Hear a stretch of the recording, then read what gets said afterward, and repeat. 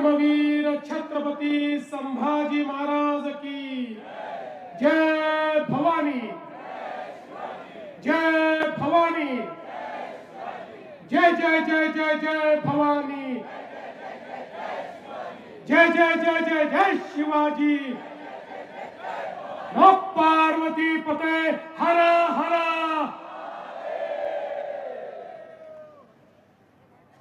मंचावर उपस्थित भारतीय जनता पक्षाचे मुंबईचे अध्यक्ष अमित साटमजी, माननीय गोपाळ शेट्टीजी, योगेश सागरजी, प्रवीण दरेकरजी, संजय उपाध्यायजी, पवन त्रिपाठीजी, या ठिकाणी उपस्थित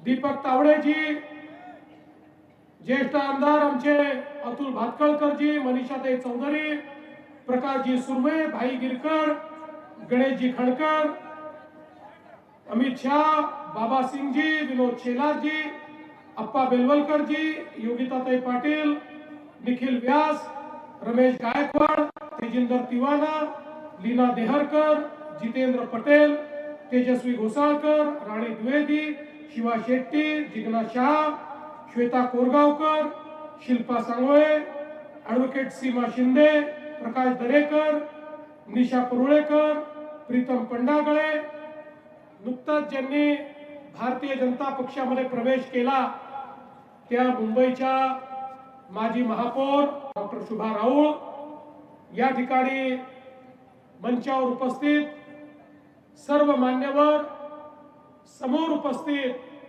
सर्व माझ्या लाडक्या बहिणी आणि उपस्थित सर्व माझ्या भावांनो, आज खरं म्हणजे मी ज्यावेळी आपल्या समोर आलो त्यावेळी सकाळी एक वचननामा जाहीर झालाय. मला आश्चर्य वाटतं, काल आई जिजाऊंची जयंती होती, कालही हा वचननामा जाहीर करता आला असता, पण अलीकडच्या काळामध्ये ज्यांना वंदे मातरमची एलर्जी आहे अशा लोकांसोबत आमचे काही जुने मित्र बसायला लागले, त्यामुळे त्यांना आता कशा कशाची एलर्जी आहे हे मला या ठिकाणी सांगण्याचं कारण नाही आहे. आणि म्हणून आज आमचे मामू म्हणजे अमितने सांगितलं ते मामू म्हणत नाही मी, माजी मुख्यमंत्री आमचे मामू उद्धवजी,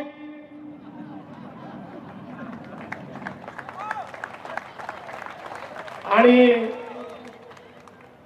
नव्यानेच पुन्हा एकदा प्रेम उफाळलेले राजजी यांनी एक वचननामा या ठिकाणी जाहीर केला. पहिल्यांदा तर मी एकच सांगू इच्छितो, वचननामा देण्याचा अधिकार हा हिंदू हृदय सम्राट शिवसेना प्रमुख बाळासाहेब ठाकरेंना होता. आज जाहीर झालेला वचननामा नाही, तो वाचून नामा आहे. वचननामा नाही आहे, तो वाचून नामा आहे. पण त्यांनी काय वाचलं हे त्यांना देखील माहिती नाही. याचं कारण आपण बघा, एका वाहिनीने 2017 सालच्या यांच्या आश्वासनाच्या संदर्भात एक फॅक्ट चेक केला आणि त्या फॅक्ट चेक मध्ये 17 साली यांनी जे 5 वचन दिले होते त्यातलं एकही वचन यांना पूर्ण करता आलं नाही, असं फॅक्ट चेक मध्ये त्या वाहिनीने त्या ठिकाणी दिलं. मला आश्चर्य वाटतं, जर आपल्याला खोटंच बोलायचंय तर आईच्या चरणी कशाला ठेवायचा. खऱ्या अर्थानं हे ज्यावेळेस वचननामा करायला बसले त्यावेळेस मला सांगितलं की काहीतरी आपापसात बोलत होते. मग मी माहिती काढली तर त्या ठिकाणी ते काय बोलत असतील, झूठों ने झूठों से कहा सच बोलो, झूठों ने झूठों से कहा सच बोलो. अरे भाई, 2 भाइयों का ऐलान हुआ, सच बोलो.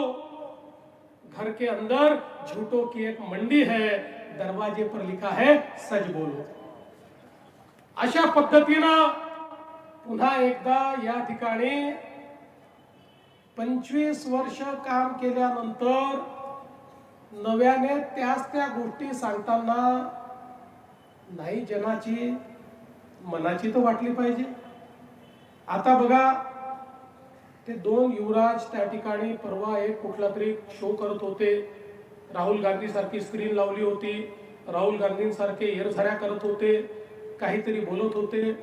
आणि मला कोणीतरी सांगितलं, म्हणत त्यांनी असं म्हटलं की या ठिकाणी मुंबईमध्ये चांगल्या प्रकारचे शौचालय देखील नाही.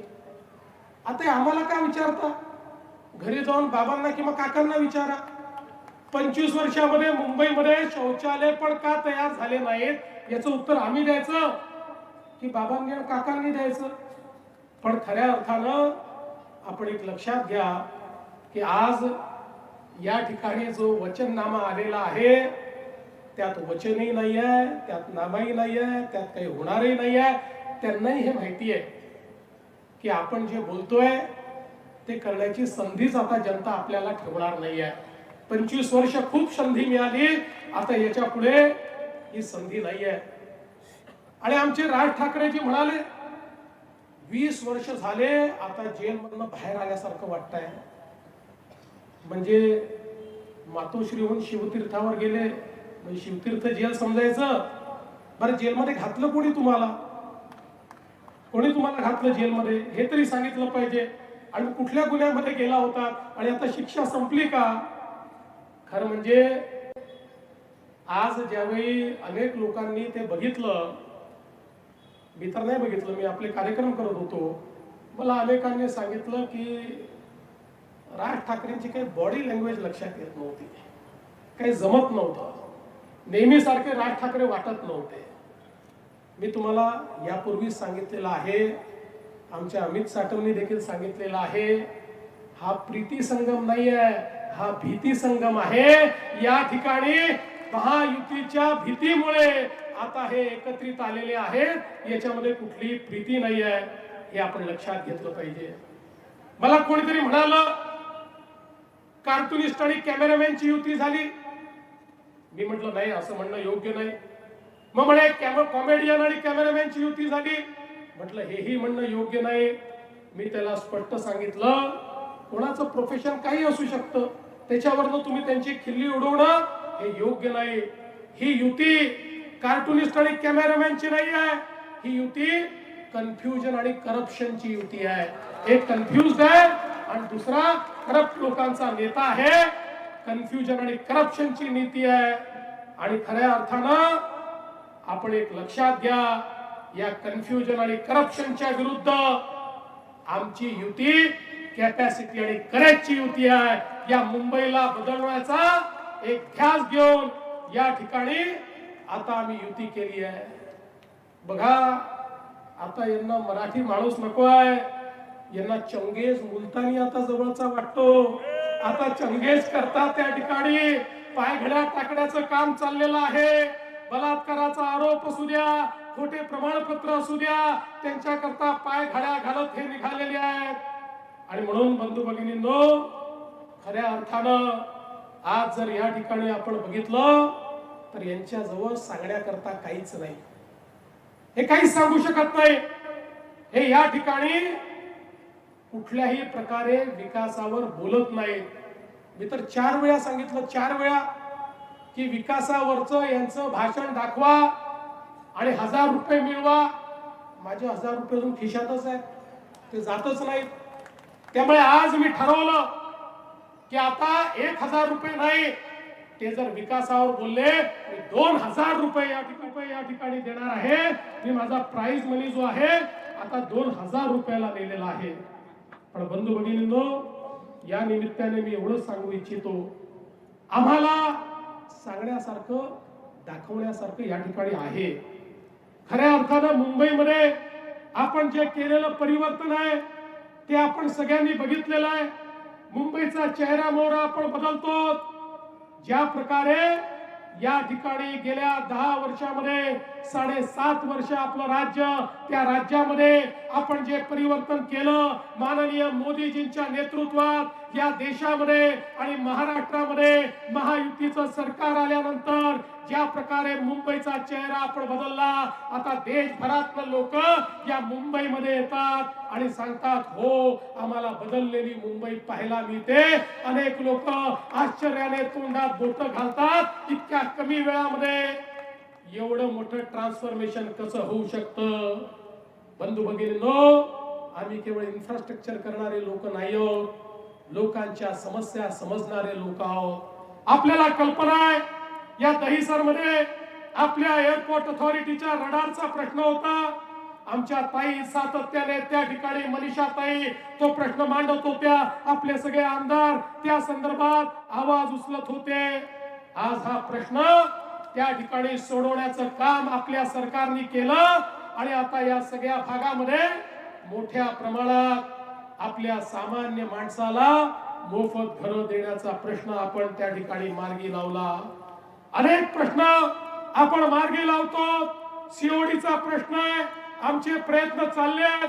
मला विश्वास आहे माननीय देशाचे जे काही आमचे डिफेन्स मिनिस्टर साहेब आहेत त्यांच्यापर्यंत आम्ही पोहोचलो आणि मी तुम्हाला सांगतो लवकरच सीओडीचा प्रश्न देखील आम्हीच या ठिकाणी सोडून दाखवू. ओसी नसलेल्या इमारतींना पाणीपट्टी दुप्पट लागायची, ते आपण रद्द केलं. आज एसआरएच्या माध्यमातून मोठ्या प्रमाणात पुनर्विकासाचे प्रकल्प हातामध्ये घेतले. या ठिकाणी अनामत रक्कम ही बिल्डर 40,000 रुपये ठेवायचा, ती 1 लाख रुपये आपण केली. त्या ठिकाणी आमच्या झोपडपट्टीतल्या लोकांना त्यांचे किरायाचे पैसे ऍडव्हान्स मध्ये मिळाले पाहिजे याकरता व्यवस्था उभी केली. लोक जे बाहेर आहेत ते आपल्या घरामध्ये आले पाहिजे याकरता जे काम न करणारे विकासक होते त्यांना रद्द केलं आणि काम करणारे विकासक हे त्यांच्या जागी आणले. कारण आम्हाला कागदावरच्या योजना नको आहेत. एसआरएच्या माध्यमातून या ठिकाणी झोपडपट्टीत राहणाऱ्या प्रत्येक व्यक्तीला त्याचं हक्काचं मालकीचं घर आम्हाला द्यायचं आहे. आणि मी तुम्हाला सांगतो पूर्वी ज्यावेळी झोपडपट्टी मुक्त मुंबईचा विचार केला जायचा त्यावेळी झोपडपट्टीवाल्यांना इकडून काढून कुठेतरी टाकून द्यायचं अशा पद्धतीची संकल्पना होती. होय आम्ही झोपडपट्टी मुक्त मुंबई करून दाखवू, पण त्या झोपडपट्टीत बसलेल्या गरीबाला त्याचं हक्काचं घर हे आम्ही त्या ठिकाणी दिल्याशिवाय थांबणार नाही, हा आमचा संकल्प आहे. आणि आज मला दिसतंय पुढच्या 7 वर्षांमध्ये एक आम्ही रोडमॅप तयार केलाय. पुढच्या 7 वर्षात या मुंबईला झोपडपट्टी मुक्त करून मुंबईतल्या प्रत्येक व्यक्तीला आपलं स्वतःचं घर हे देण्याचं काम या ठिकाणी आपल्या सरकारच्या माध्यमातून आपण करणार आहोत. आज पुनर्विकसित प्रकल्पांना आपण सौर ऊर्जा सक्तीची केली, त्यामुळे लिफ्ट आणि मेंटेनन्सचा विजेचा खर्च हा मोठ्या प्रमाणात कमी झालेला आहे. मुंबईकरांचा घरांचा प्रश्न आपण सोडवतो आहोत आणि त्यासोबत या मुंबईला डिकंजेस्ट करण्याचा प्रयत्न आपण करतो. मुंबईमध्ये जो सामान्य माणूस आहे त्या सामान्य माणसाचं अर्ध आयुष्य हे रस्त्यावर जातं, हे ट्रेन मध्ये जातं, ते लोकल मध्ये जातं, ते बस मध्ये जातं, ते ऑटो मध्ये जातं, ते त्या ठिकाणी एखाद्या टॅक्सी मध्ये जातं. त्याचं अर्ध आयुष्य हे रस्त्यावरनं किंवा ट्रेन मधनं ट्रॅव्हल करता करता त्या ठिकाणी संपतं. आपल्या जीवनातले महत्वाचे क्षण जे आपल्या आप्त स्वकीयांसोबत त्याला घालवायचे असतात ते घालवायला देखील त्यांना वेळ मिळत नाही. आणि म्हणून आपण ज्या प्रकारचे प्रकल्प हातामध्ये घेतले, आज तुम्ही बघा आपल्या मुंबईची 60% ट्रॅफिक ही या वेस्टर्न एक्सप्रेसवे वरून जाते. वेस्टर्न एक्सप्रेसवे ही मुंबईची एक प्रकारे लाईफ लाईन आहे. 60% ट्रॅफिक याच्यावरून जाते आणि आपल्याला माहिती आहे संध्याकाळच्या वेळी वेस्टर्न एक्सप्रेसवेची काय अवस्था होते. लोकांना कशा पद्धतीनं त्या ठिकाणी अनेक वेळा छोटासा ऍक्सिडेंट झाला तर 2-2 तास थांबावं लागतं. आणि म्हणून हा वेस्टर्न एक्सप्रेसवे डिकंजेस्ट करण्याकरता आपण कोस्टल रोडचं काम तर केलं, आता बांद्र्यापासून वर्सोव्याचं काम चाललेलं आहे. वर्सोव्यापर्यंत जाताना 4 ठिकाणी तो आपण जोडणार आहोत. वर्सोव्यापासून आता दहिसर पर्यंतचं काम कोस्टल रोडचं सुरू केलेलं आहे. दहिसर पासून भाईंदरचं कोस्टल रोडचं काम चालू केलेलं आहे. म्हणजे काय, आता वेस्टर्न एक्सप्रेसवेला पूर्ण पॅरलल अशा प्रकारचा कोस्टल रोड हा भाईंदर पर्यंत आम्ही नेतो आहोत. म्हणजे वेस्टर्न एक्सप्रेसवेवर कुठलाही ट्रॅफिक त्या ठिकाणी थांबणार नाही अशा प्रकारची व्यवस्था केली आहे. आणि हे कुठलेही काम कागदावर नाहीत, प्रत्यक्षात काम सुरू झालेले आहेत. त्या ठिकाणी मोठ्या प्रमाणात सगळ्या परमिशन घेऊन आता कामाची सुरुवात केली आहे. आणि आमचा प्रयत्न आहे 2028 सालापर्यंत वेस्टर्न एक्सप्रेसवेला संपूर्ण पॅरलल असा कोस्टल रोड हा भाईंदर पर्यंत आम्ही त्या ठिकाणी नेऊन दाखवू. आणि त्याच्या पुढेही नेणार आहोत. आम्ही भाईंदर पासून विरार पर्यंत नेणार आहोत. आणि एवढंच नाही तर या वेस्टर्न एक्सप्रेसवेला एक पॅरलल असा आपण डीपी रोड गोरेगाव आणि मागाटनेच्या मध्ये तयार करतो. पुढच्या 2 वर्षामध्ये त्याचंही काम आपण पूर्ण करून दाखवू. मी माझ्या वॉर रूम मध्ये घेतलेले सगळे प्रोजेक्ट्स आहेत रेकॉर्ड स्पीड मध्ये. कारण मुंबईतल्या या प्रोजेक्ट्स करता सर्वोच्च न्यायालयातनं परवानगी घ्यावी लागते. सर्वोच्च न्यायालयातने काही प्रतिबंध टाकलेले आहेत. मला सांगताना आनंद वाटतो, या प्रत्येक प्रोजेक्टची या ठिकाणी गेल्या 6 महिन्यामध्ये आम्ही पाठपुरावा करून सर्वोच्च न्यायालयाची परवानगी मिळवलेली आहे. आता इथे कुठेही थांबण्याचं कारण नाही आहे. आपल्याला माहिती आहे बोरीवली ठाणे बोगदा आपण तयार करतो. बोरीवली आणि ठाण्याचा जो टनेल आहे हा एक प्रकारे अशा प्रकारचा टनेल आपण तयार करतो की ज्या माध्यमातून 1.5-2 तास फिरून जे आपल्याला यावं लागत होतं आता 15 मिनिटांमध्ये ठाणे टू बोरीवली आणि बोरीवली टू ठाणे हे आपल्याला त्या ठिकाणी जाता येणार आहे. अशा पद्धतीनं हे काम देखील आपण या ठिकाणी करतो. जोगेश्वरी टर्मिनसचं काम बोरीवली ठाणे बोगदा आपण तयार करतो.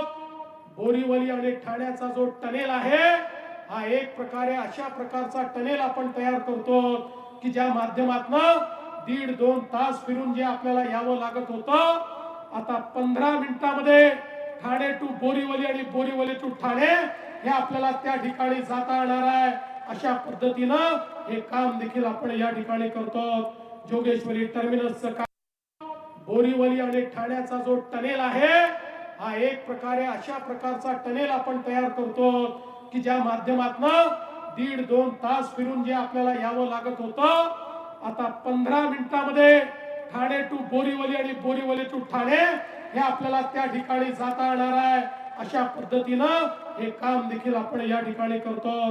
जोगेश्वरी टर्मिनसचं काम असेल किंवा या ठिकाणी बोरीवली कांदिवली आणि मालाड अमृत भारत स्थानकांच्या अंतर्गत त्याही ठिकाणी काम चाललेलं आहे. बंधू भगिनींनो, मोदीजींनी तर या ठिकाणी आपल्याला अशा प्रकारचं एक उपहार दिलेला आहे. आपल्या सबर्बन रेल्वे करता आपल्या लोकल ट्रेन करता स्टेशन सुंदर होत आहेत. स्टेशनवर त्या ठिकाणी एस्केलेटर्स लागले आहेत. स्टेशन्सवर व्यवस्था झाल्या आहेत. आता आपल्या ट्रेनचे डबेही वाढतायत. पण हे सगळं होत असताना आता पुढचा टप्पा काय आहे? काही लोक म्हणाले तुम्ही मेट्रो आणली, मेट्रो मध्ये सगळे एअर कंडिशननी जातात, स्वच्छ अशा प्रकारची मेट्रो असते. इथे मात्र आम्ही लटकून लटकून जातो, रोज लोक मरतात. काही सबर्बन रेल्वेकडे तुमची नजर आहे की नाही? मला त्यांना सांगायचं आहे मोदीजींच्या नेतृत्वात निर्णय झालाय आणि आता टप्प्याटप्प्याने सबर्बन रेल्वेच्या सगळ्या ट्रेन या बंद दरवाजा सहित एसी ट्रेन होणार आहे. पण टाळ्या याच्यावर वाजवू नका, टाळ्या पुढे वाजवा. या एसी ट्रेन झाल्या तरी सेकंड क्लासचं तिकीट नॉन एसीचं जे आहे तेवढंच राहणार आहे. ते तिकीट न वाढवता मुंबईकरांना आपण ह्या ट्रेन देणार आहोत. मित्रांनो, आम्ही जे सांगतो ते करतो. मी 2017च्या निवडणुकीमध्ये जेव्हा म्हणायचो मुंबईमध्ये सिंगल पासवर तुम्हाला ट्रेन मध्ये जाता येईल, तुम्हाला मेट्रोतही जाता येईल, तुम्हाला मोनोतही जाता येईल, तुम्हाला बस मध्ये जाता येईल. काही लोक म्हणायचे फडणवीस जरा जास्तच बोलतात, पण आम्ही ते करून दाखवलं. आता सिंगल कार्ड वर आम्ही तुम्हाला आणलाय. एक ऍप आहे, एक कार्ड आहे, एक त्या ठिकाणी डाउनलोड केलं की कुठल्याही मोड ऑफ ट्रान्सपोर्ट मध्ये तुम्ही बसू शकता. पुन्हा पुन्हा तिकीट काढण्याची आवश्यकता नाही आहे. हे देखील या ठिकाणी आपल्या सरकारने करून दाखवलेलं आहे. आणि म्हणून बंधू भगिनींनो, एकीकडे मेट्रोचं काम इतक्या वेगानं चाललेलं आहे. तुम्ही बघा त्यांच्यात आणि आपल्यातला फरक काय आहे. 15 वर्ष त्यांचं सरकार होतं. 15 वर्षामध्ये त्यांनी 11 किलोमीटरची मेट्रो तयार केली, 11 किलोमीटरची. आणि आपण 10 वर्षातले 7.5 वर्ष आपल्याला मिळाले. त्या 7.5 वर्षामध्ये मोदीजींच्या नेतृत्वामध्ये 475 किलोमीटरच्या मेट्रोचं काम चालू केलं. जवळपास 250 किलोमीटरचं काम अंतिम टप्प्यामध्ये आहे. याही वर्षी 50 किलोमीटरचं काम आता लोकार्पित केलं मागच्या वर्षी. आता पुन्हा 50 किलोमीटरचं करतो. आणि हे 475 किलोमीटरचं नेटवर्क हे 2028च्या डिसेंबर पर्यंत या ठिकाणी मुंबईकरांच्या सेवेमध्ये आम्ही आणणार आहोत. आपल्याला माहिती आहे मेट्रो 7 आहे, अंधेरी पूर्व ते दहिसर पूर्व. मेट्रो 9, मेट्रो 7A दहिसर ते मीरा भाईंदर, अंधेरी ते छत्रपती शिवाजी महाराज टर्मिनस. मेट्रो 9चं काम 88% पूर्ण झालंय. मेट्रो 7A 34% काम याचं पूर्ण झालेलं आहे. दहिसर पश्चिम ते भाईंदर, यामुळे मेट्रो 3ची आपली जोडणी होते आहे.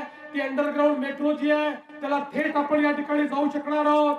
म्हणजे एकीकडे कुलाबा असेल, दुसरीकडे विमानतळ असेल, कुठेही जाण्याकरता आता रस्त्याच्या ट्रॅफिकची आवश्यकता नाही आहे. आता आपण थेट त्या ठिकाणी जाऊ शकणार आहोत. काही लोक मला म्हणाले की फडणवीस साहेब तुम्ही नवी मुंबईला एअरपोर्ट केलं, आता इतक्या दूर आम्ही जायचं कसं. मी म्हटलं हे एअरपोर्ट ही चालणार आहे, पण तुम्हाला सांगतो काही दिवसांनी तुमच्या लक्षात येईल जेवढ्या वेळात या एअरपोर्टवर पोहोचतात तेवढ्याच वेळात त्याही एअरपोर्टवर आम्ही तुम्हाला पोहोचवणार आहोत. याचं कारण आता कोस्टल रोडनी तुम्ही वरळी पर्यंत येऊ शकाल. वरळीवरनं शिवडी पर्यंत एक एलिव्हेटेड रोड हा पुढच्या वर्षी म्हणजे 2026च्या शेवटापर्यंत आम्ही तो संपवणार आहोत. तिथनं तुम्ही 10 मिनिटात शिवडीला पोहोचाल. तिथनं 12 ते 14 मिनिटात तुम्ही नवी मुंबईत पोहोचाल. तिथनं अजून एक कोस्टल रोड जो पुढच्या 4 ते 6 महिन्यात होतोय तो थेट एअरपोर्टला तुम्हाला नेईल. म्हणजे इथनही तुम्ही जवळपास 25 ते 40 मिनिटांमध्ये थेट नवी मुंबईच्या एअरपोर्टला जाऊ शकाल. या सगळ्या नॉर्थच्या आमच्या सगळ्या वेस्टर्न सबअर्बच्या लोकांना देखील त्या ठिकाणी जाण्याची व्यवस्था आम्ही करतो. एक असं जाळं रस्त्यांचं तयार करतो की मुंबईच्या कुठल्याही कोपऱ्यातून कुठल्याही कोपऱ्यामध्ये जायचं असेल तर मॅक्सिमम टाइम हा 59 मिनिटाचा असला पाहिजे. अशा पद्धतीनं या ठिकाणी आपण काम करतो. आज आपल्याला माहिती आहे मोठ्या प्रमाणात एसटीपीचं काम आपण सुरू केलं. या मुंबईतलं सगळं पाणी आमच्या नद्यांमध्ये, नाल्यांमध्ये आणि समुद्रात जात होतं. सगळी घाण, सगळं सांडपाणी 25 वर्षामध्ये मुंबई सारख्या शहरामध्ये एसटीपीचं काम हे करू शकले नाही. आपलं सगळं घाणेरडं पाणी आपल्या नदी नाल्यांमधनं आपल्या समुद्रात जात असल्यामुळे समुद्राचे किनारे खराब झाले. आमच्या सगळ्या नद्या त्या ठिकाणी या देखील प्रदूषित झाल्या. आता मोठ्या प्रमाणात एसटीपीचं काम चालू केलंय. मालाड एसटीपी 4523 कोटी रुपयाचं काम हे त्या ठिकाणी होत आहे. आणि नदी पुनरुज्जीवनाच्या अंतर्गत दहिसर असेल, पोईसर असेल, ओशिविरा असेल, मिठी नदी असेल, सगळ्यांचं काम आम्ही सुरू केलं. 2490 कोटी रुपये त्याच्याकरता दिलेले आहेत. अर्थात मिठी नदीचं काम त्यांनी सुरू केलं होतं, पण मिठी नदीमध्ये मिठाई खाण्याचं काम त्यांनी केलं. लोक जेलमध्ये आहेत. 80 कोटीची मिठाई ज्यांनी मिठीमध्ये खाल्ली त्यांना जेलमध्ये पोहोचवण्याचं काम देखील आपण या ठिकाणी केलं आहे. आणि म्हणून बंधू भगिनींनो, आज या ठिकाणी ज्यावेळी आपल्या समोर आम्ही मत मागण्याकरता आलो आहे, we are time tested people. आम्ही असे लोक आहोत ज्यांचा अनुभव तुम्ही घेतलेला आहे. ज्यांनी करून दाखवलेलं आहे. आम्ही नुसते बोर्ड लावत नाही, करून दाखवलं, करून दाखवलं, करून दाखवलं. अरे काय करून दाखवलं? मुंबईमध्ये भ्रष्टाचार करून दाखवला, कोविडमध्ये घोटाळे करून दाखवले, मिठीमध्ये गाळ खाऊन दाखवला, शौचालयामध्ये काय काय खाऊन दाखवलं. आता मला या ठिकाणी सांगण्याची आवश्यकता नाही आहे. त्यामुळे आम्ही करून दाखवल्याचे बोर्ड लावणारे लोक नाही आहोत. तर या ठिकाणी आमच्या कामाची जिवंत स्मारक ही मुंबईकरांना त्या ठिकाणी दिसतायत आणि मुंबईकर आपल्या त्या ठिकाणी सांगतायत की होय, महायुतीनेच करून दाखवलं. हे मुंबईकर आज या ठिकाणी सांगतायत. बंधू भगिनींनो, काल परवापर्यंत आपल्या पराभवाचा ठपका ईव्हीएम ईव्हीएम ईव्हीएम करून ठेवणारे लोक आता ईव्हीएम विसरले. आता त्यांनी नवीन सुरू केलं, बिनविरोध बिनविरोध बिनविरोध. आता आले आमचे बिनविरोध.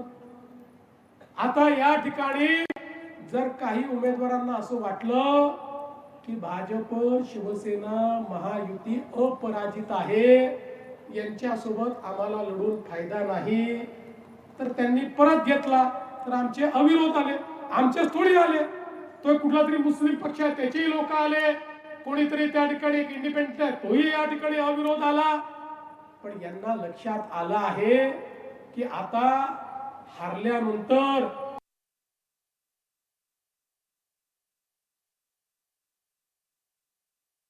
काहीतरी नवीन आपल्याला या ठिकाणी सांगावं लागेल. म्हणून नरेटिव्ह बिल्डिंग हे अविरोधच्या माध्यमातून या ठिकाणी केलं आहे.